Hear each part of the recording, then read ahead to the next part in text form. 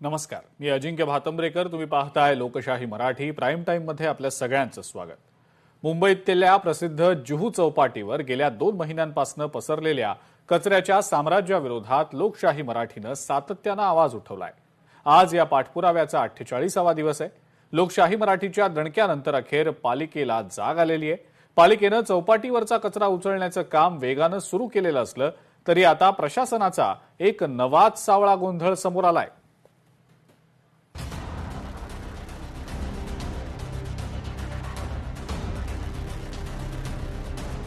बीएमसीच्या कामचुकारपणामुळे कोळी बांधव आक्रमक. जुहू चौपाटीवर प्रशासनाचा नवा सावळा गोंधळ. लोकशाही मराठीच्या बातमीचा दणका. लोकशाही मराठीने जुहू चौपाटीवरील कचऱ्याबाबत मोठी मोहीम उघडल्यानंतर ढिम्म प्रशासनाला अखेर जाग आली.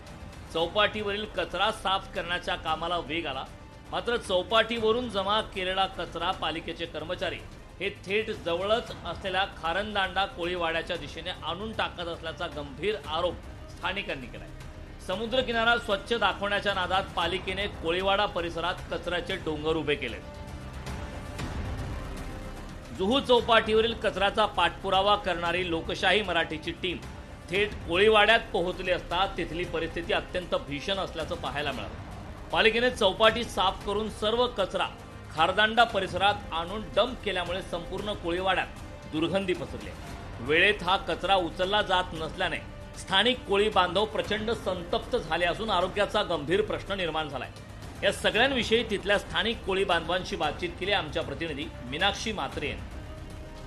जुहू चौपाटीवरचा कचरा उचलून हा आता कोळी बांधवांच्या या सगळ्या वस्तीच्या परिसरामध्ये टाकला जातोय. आपण पाहतोय की कशा पद्धतीत पालिका प्रशासनाकडून तो कचरा उचलून एका बाजूला अशा पद्धतीत या सगळ्याच कोळी बांधवांच्या वस्तीत टाकला जात आहे. आणि इथे आपण जर पाहिलं तर आरोग्याचा प्रश्न असेल, ये जा करण्यासाठी या सगळ्याच कोळी बांधवांना आज मोठा त्रास होत आहे. आपण त्यांच्याशी बातचीत करूया. कशा पद्धतीत हा कचरा इथेच साचून ठेवला जातो, पालिका प्रशासनाचं नेमकं कशा पद्धतीत जुहू चौपाटी साफ करण्याचं काम अद्याप सुरू आहे. सर्वप्रथम तर तुमच्या न्यूज चॅनलचा मी धन्यवाद करतो की तुमच्या मार्फत सर्व बांधवांना, सर्व लोकांना माहीत पडेल की इथे किती कचऱ्याचा ढीग टाकला आहे. दररोज आम्ही जे सकाळी वॉकिंगला येतो आम्ही सर्व लोक गावातनं सर्व की आपल्याला एक शुद्ध हवा भेटली पाहिजे समुद्रकिनाऱ्यावर. पण आज डम्पिंग ग्राउंड जो BMC मार्फत जो करण्यात आला आहे हे सर्वात खूप वाईट आहे. कागदी पत्रावर काम करू नका, ग्राउंड लेवलला तुम्ही उतरा आणि तुम्ही लक्ष द्या.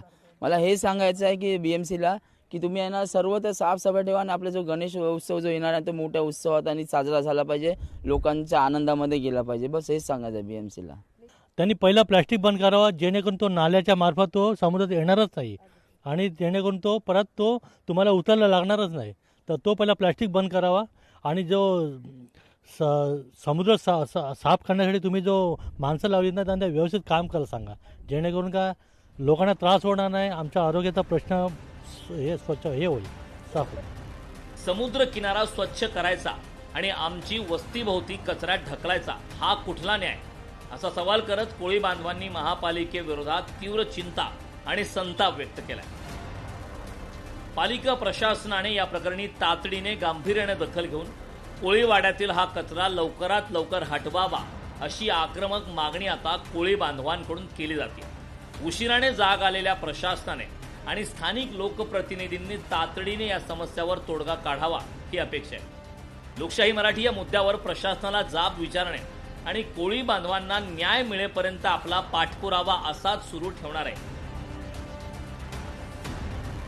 मीनाक्षी म्हात्रे, लोकशाही मराठी, मुंबई.